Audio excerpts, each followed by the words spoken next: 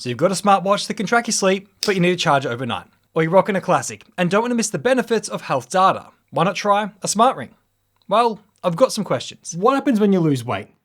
You can't just go to a jeweler and get it resized. Are they heavy or annoying to wear? Surely the battery life can't be great, and when it eventually deteriorates, can it even be replaced? And most importantly, what's accuracy like? Like, I've been to the hospital and they clamp the thing on your finger to take your heart rate, but you have to sit still, right? But with a ring, well, you're moving around, you're clamping, picking up things, always doing stuff. So how accurate is the data? Well, after a month of daily use, today we're going to unpack my findings of what's good and bad so you can make an educated decision on if you should consider a smart ring in your future.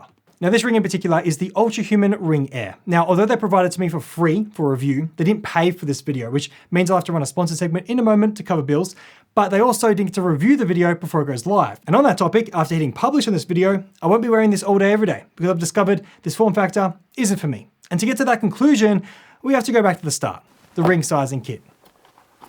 Now, there's a lot of ring sizes to pick from, and each of the samples have the little sensor section, so you actually truly feel what it's like to have it on your finger. Now, the instructions say it's best to wear it on your index finger as there is a strong vein that runs down through it. However, it doesn't say to specifically put the bump of the sensor on the bottom side of your finger. So there's some assumed knowledge going on there. Also, I've seen other smart rings that have multiple dome lumps for their sensors. So I'm unsure if this flat tire style makes for a more comfortable wearable. Now, the instructions do say to wear the ring overnight to figure out which is most comfortable for you. I initially thought the 11 was the best size, but after a full day of bending my finger, it started to hurt.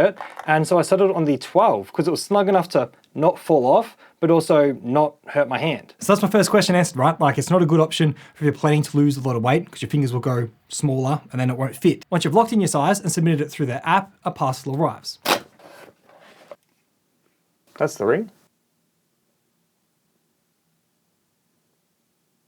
Huh? Is this lighter than the plastic? The ring sizing kit. I'm gonna have to use a scale. That's as light as plastic. How is there a battery, heart rate sensor, and SpO2 blood oxygen?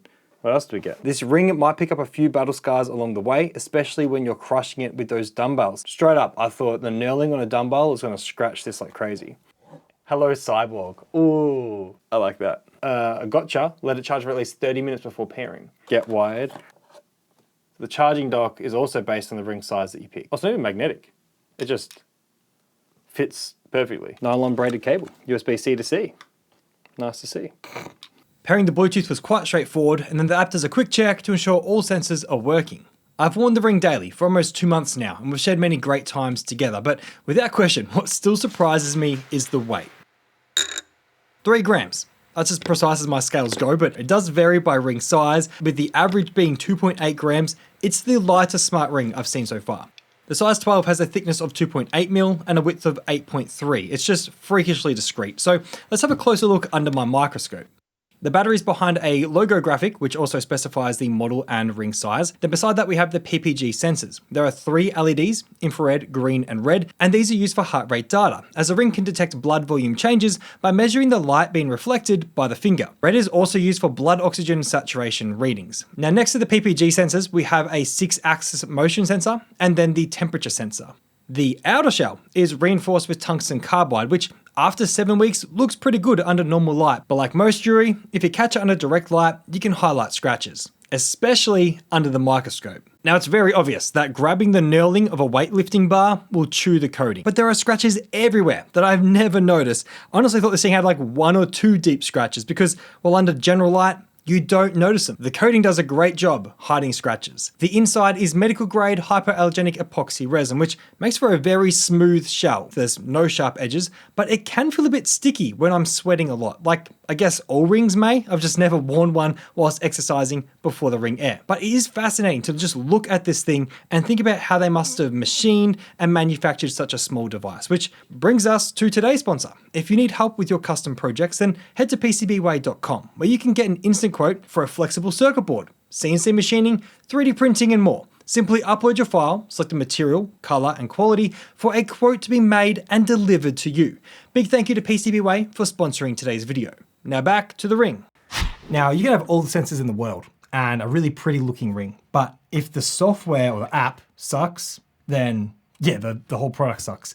So thankfully, this has a great app. Like, I really love the way that the data is presented in the Ultrahuman app. So first thing in the morning, the top section of the app will be your circadian rhythm. So depending on when you woke up, it's telling you a specific phase that you need to get sunlight and movement to make sure that you stay in sync with your body clock. But it also makes suggestions if you want to wake up later or earlier than when you did to ensure that you have an optimal bedtime. Then the next section of the app is the stimulant restriction window. 90 minutes after waking, you should be limiting stimulants like caffeine in coffee, something to do with your adenosine receptors. It just means that when the caffeine wears off, you're not going to have that crashing low in the afternoon. And so because the Ring knows when you woke up, the app will alert you at that exact point when you should have your morning coffee. And then throughout the day, it gives you suggestions on what caffeinated drinks you can have to ensure it's worn off by your bedtime based on your circadian clock. What needs to change, and I emailed Ultrahuman about this, is that the timeline across the bottom has when you woke up and when you should go to bed, but the two other times are just random. They're not in alignment with each Windows segment,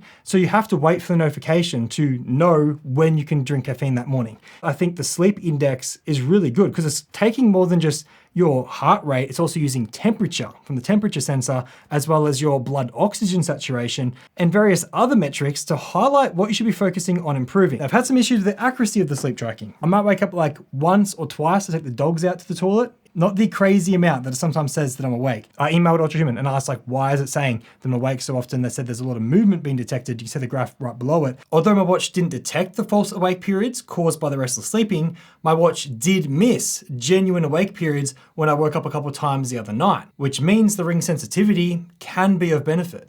For me, it's the way the data's been presented that's really just been eye-opening because the recovery score then feeds your sleep index, your movement throughout the day, how much you've been exercising, your heart rate variability, which mine's apparently really bad. One night I was like, all right, stuff it. I'll just run a bath. I'll read a book that night. I'm going to chill.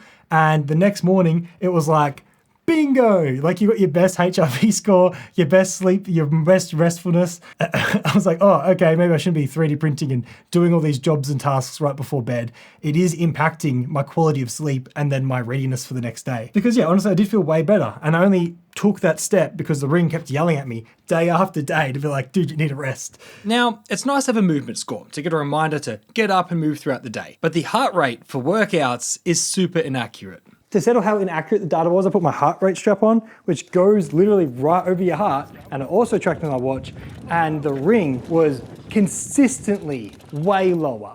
All right, so it's definitely in the right spot now. Watch 170, chest 171, 96 on Ring.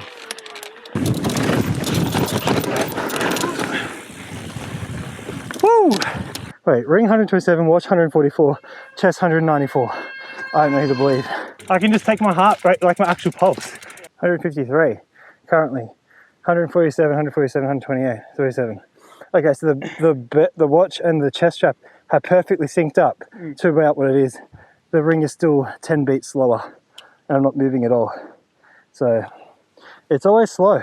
Now, to be fair, Ultrahuman has marked the workout mode as beta. So then you kind of, I guess, know that's inaccurate. And I did ask Ultrahuman, is this due to the fact that I'm just holding on to something? Right, look, like if I'm gripping the handlebar of the bike, I'm now squeezing those veins. The same happens with the bar when lifting weights or the elliptical when just pulling the handle. And Ultrahuman were like, yeah, it's going to affect it, right? And if you're in the hospital, as I said at the start, you have to sit still with the little clamp thing on. And so doing some high impact exercise where you're moving around a lot, it's going to be extra difficult on a finger versus a watch or even a heart rate strap. They have said that there's an update on the way that's going to improve heart rate tracking, especially because the heart rate zones, it's really hard to push yourself into zone 2, 3, let alone zone 4 with the Ring. You also have to consider that if you lift weights with knurling on the bar, it's going to chew up and scratch the Ring. And just like other rings, it's uncomfortable to work out with a Ring on. But then is this even made for working out, right? I'm so afraid of losing it because a little piece of jewelry that if I was to go swimming, it would 100% fall off me at the bottom of the lake. Even though it is waterproof to 330 feet, whatever that is in meters, I'll convert it on the screen. Heck, working on my car, my bike, or just building something, it's just unsafe to have physical hard things on your finger that can be pulled and snagged. So I take it off, also to save it from scratches. And once again, I'm like, where did I put it? Have I lost it? Is it still around here somewhere? Even a YouTuber mate of mine, Spencer Ryan, he took his to the snow, took off his glove and lost it. I think the whole form factor for my daily life, ain't it. So who is this for? Well, if you already wear rings and jewelry, then you're used to taking them off for cooking, cleaning, whatnot, then great option. If you want something minimal that has no screen, no distractions, you can just even have just the widget on your phone, or even just check the weekly recap emails they send you. This form factor really is a non-invasive option, especially if you've got a classic watch and you want to add tracking, or you've got a smartwatch and it's too uncomfortable to sleep in bed with. I know that issue. My Mi Band 8 is super thin. I've got a breathable strap here that I added. My watch also gets 2 weeks battery life, so I don't have to take it off to sleep overnight, whereas my wife had to put her Apple Watch on charge. The ring itself is rated for 4 to 6 days battery life, which I don't get. Like, how can something this small and light be logging data and sending it to my phone, and I'm hitting the 6 days multiple times? Insane. Charging is rated at 2 to 3 hours. However, the LED of the charge base stopped my data logger from being tripped, and I only manually checked a bit after 3 hours and it was done. I personally would not buy this for exercise due to the arterial fluctuations for inaccuracies and just discomfort when gripping weights, handlebars, any kind of fitness activity. But what would make me consider it is the sleep tracking. The data is presented in such a way that you know what needs improving and how to improve it. Being so lightweight, I don't even notice it's there. And since I'm sleeping, I'm laying still, the heart rate tracking is going to be as accurate as possible. My smartwatch doesn't have a temperature sensor either, so this is going to be more health metrics for my body. This is subscription free. The Oura Ring, the main competitor, has a subscription of $5.99 US per month to access certain data. This does not. You can, however, subscribe to Ultrahuman X for $30 per year. This provides anti-theft and loss coverage, as well as accidental damage. You can trade in your old smart ring, including an Oura Ring, for credit up to $100 towards a new Ring Air. And since the battery is not replaceable, when it inevitably degrades to an unusable point, then the trade-in makes sense. There is 4 colors to pick from. Mine is Black Mirror, which has been replaced with Asta Black. They've given me a 10% off code, so I'll drop that in the description below. Retail is $349 US. That does include the Ring Air sizing kit, those plastic molds, and you can pay for a custom engraving at $39 US. They don't specify where, what size. Bit of assumed knowledge once again. That's it, we're done. I reckon this will live on the bedside table. If you liked today's video, thumbs it. If you loved it, sub it, and I'll see you in the next one. We're gonna add the next upgrade to the custom desk build. Bye.